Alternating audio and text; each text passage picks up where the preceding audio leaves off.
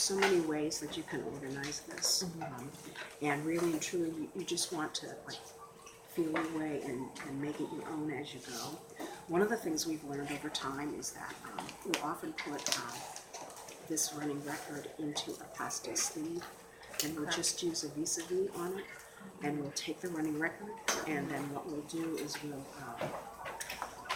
just erase it when we're done. Okay, because this information is all important, but a lot of it you can record more efficiently than having to print out everything. After you do the running record, as a student will have a copy of the text in front of them, this copy that they read, and they'll read to the line, and then they'll stop, and that's the part that you do the running record with. It's about 100 words, so every word they get wrong or every mistake that they make, that just lowers the percentage by one percentage point.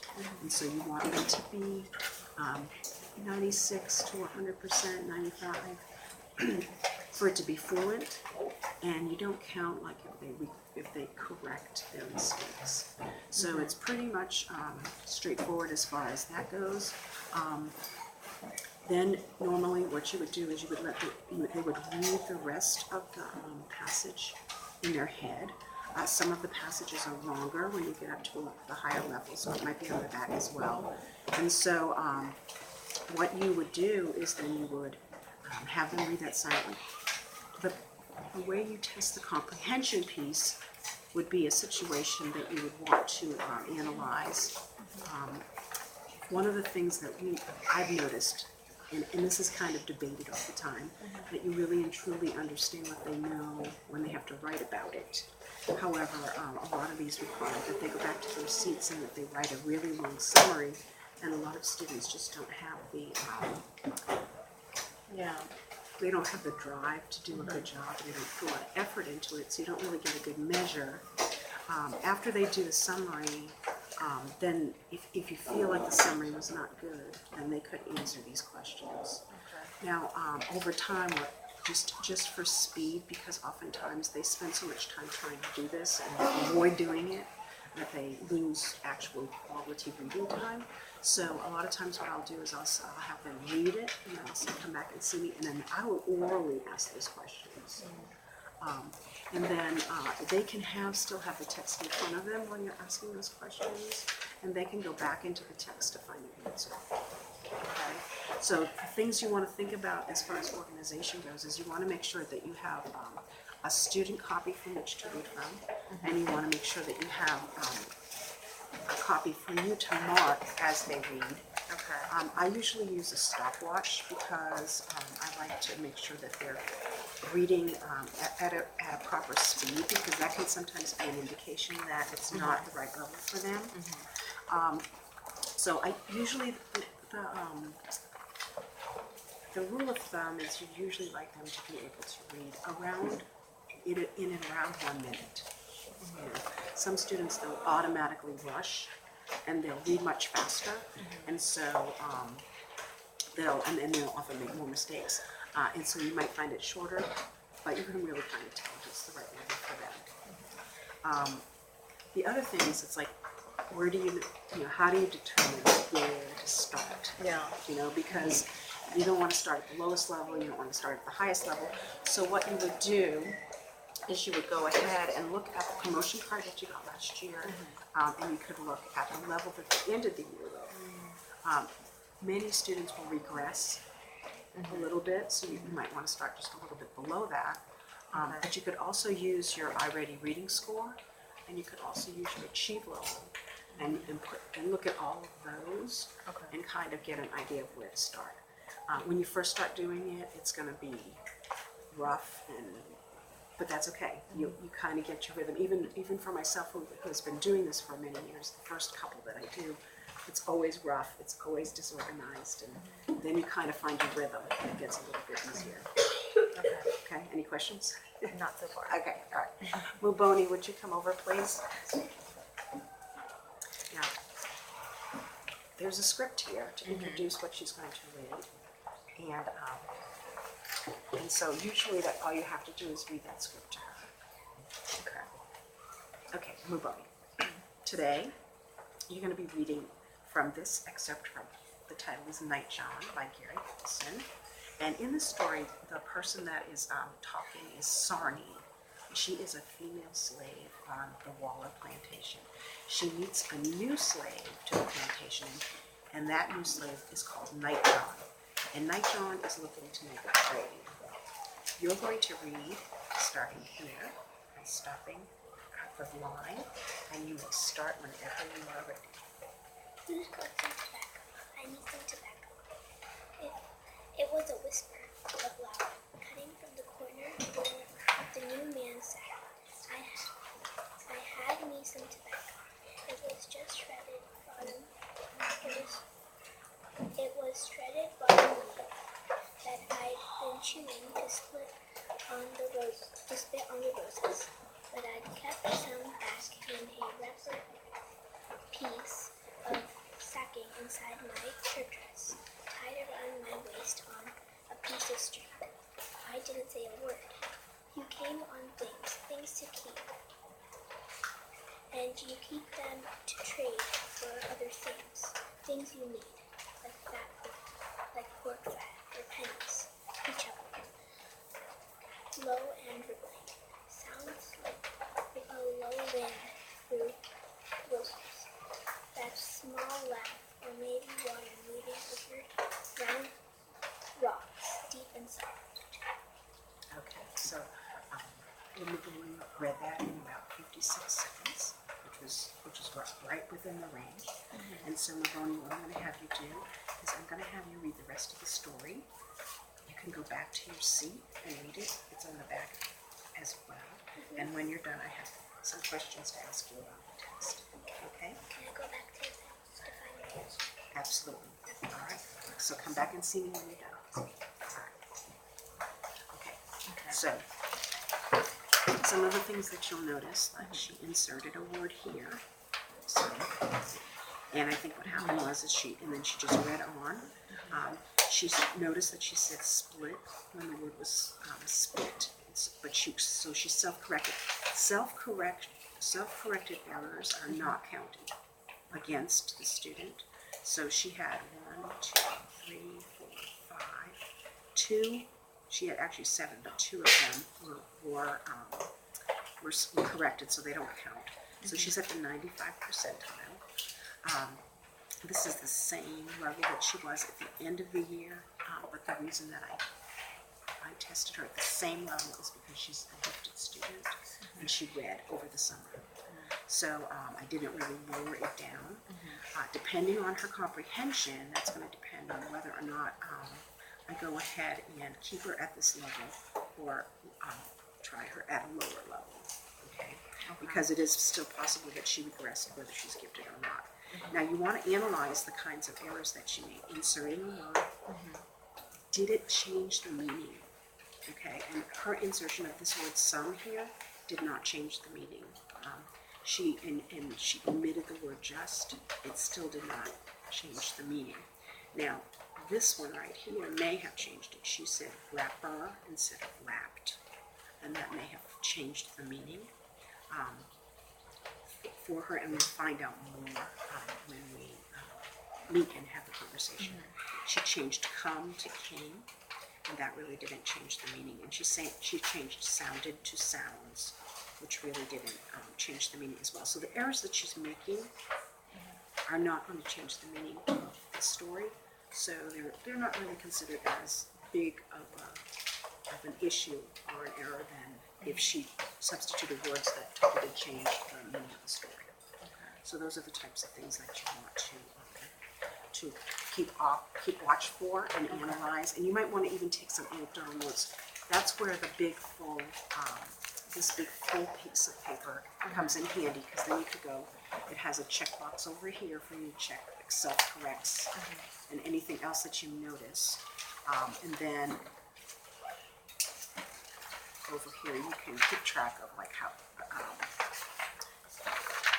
the accuracy rate. It gives you some cute graphic organizers, and then you can judge her level. Now you could do all this on you could make yourself a spreadsheet, you could make yourself some kind of a table on a piece of paper and just note those things instead of getting all these copies. But that's totally up to you. Okay. From my records, I usually just keep track of what ultimately was the level that they had. Now, with a student with an IEP or an ESOL student, I would want to keep more anecdotal records so that I could notice small, subtle changes as they grow. But she's reading at a level W, which is way beyond the grade level. So I'm not really going to be as worried about any small little things that I'm not standing out at this point. Okay? Okay. All right, any other questions? So like for this one, I have, this one would go with this one because it's the unique. Like, how do I know which one to use? That one goes with that one. Right. Okay, so there are several sets actually on the website, and really and truly, it doesn't matter which ones you use, Okay. unless your grade level makes a decision to go ahead and use a certain one at the beginning of the year and a certain one at the end of the year. Usually, it's up to you. So you can check with the grade level person or with Melanie and find out which set she'd rather have you use. But you can just use whichever set you want to use. Okay. Okay. And then these are just kind of the things that I need to. Right, so the things that you notice, like I could check off on here that she self-corrects. She pauses while she's reading. Well, she didn't really pause to think as much as she paused for the punctuation. She really didn't have very many unfamiliar words, but I did notice that she went back and it didn't make sense, and she corrected it. I could check this off. Miscues make sense. Miscues fit the syntax of the structure of the sentence. They look similar to words in the text. So I could check off a lot of these things on here as an observation. Now, if I noticed a repeating error, I could make note of that as well. It might not be on here.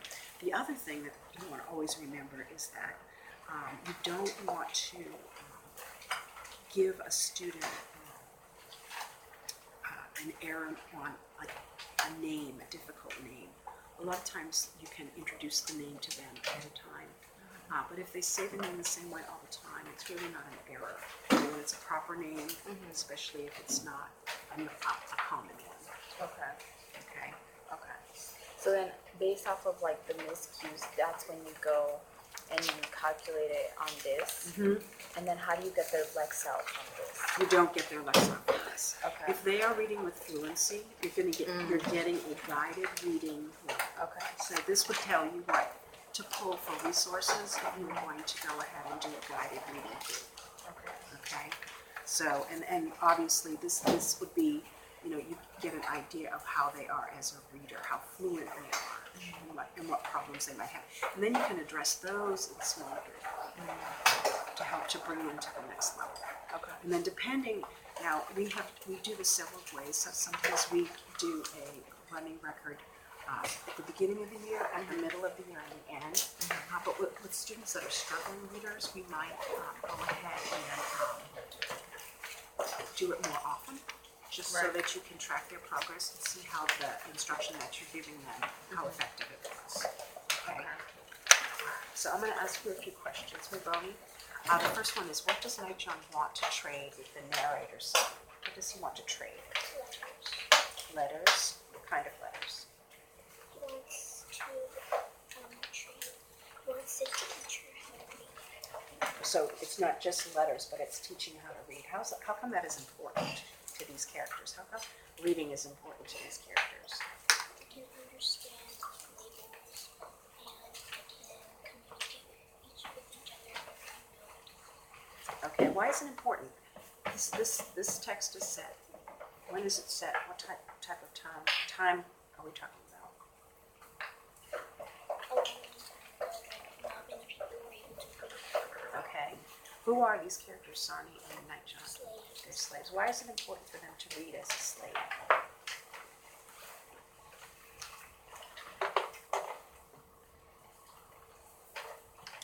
Does Nightjohn know how to read? Yes. Does Sarni know how to read? Why does Sarni want to know how to read? She feels like it's important to her. Okay, so it's important to her. How do you think the narrator's impression of Nightjohn changes from the beginning to the end? So what does Sarni think of Nightjohn at the beginning of the story? At first, she thinks that he